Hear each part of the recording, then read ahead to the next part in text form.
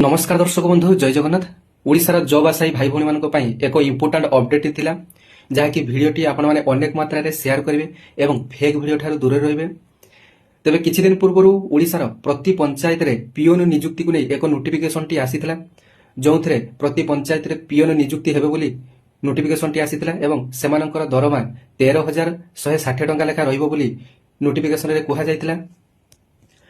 पंचायतराज विभाग चिठी आसिला समस्ते मध्य खुशी हो जाते जहा हो प्रति पंचायत रे नियुक्ति देवे सरकार नियुक्ति मध्य बढ़िबो।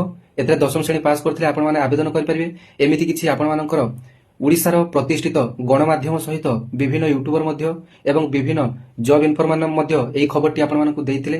तेबे सेटा गोटिए फेक नोटिफिकेशन टी घुरी बोलिथिला। वर्तमान से फेक नोटिफिकेशन विरुद्ध रे एफआईआर मध्य लॉन्च होइछि। तेबे भिडियोटी शेयर करी अन्य मानकु जणाई देबे जे बर्तमान कौन प्रकार भी नोटिफिकेशन आसी ना से गोटे फेक नोटिफिकेशन टी स्प्रेड करा जायथिला। तेबे भिडियोटी को अनेक मात्रा शेयर करी जणाई देबे जे कौन प्रकार पीएन पदवी सरकार सृष्टि करि नांती। पूर्वरु जो माने कि पीएन पदवी रे थिले सेमाने बर्तमान सही काम रे करिवे। धन्यवाद। जय जगन्नाथ।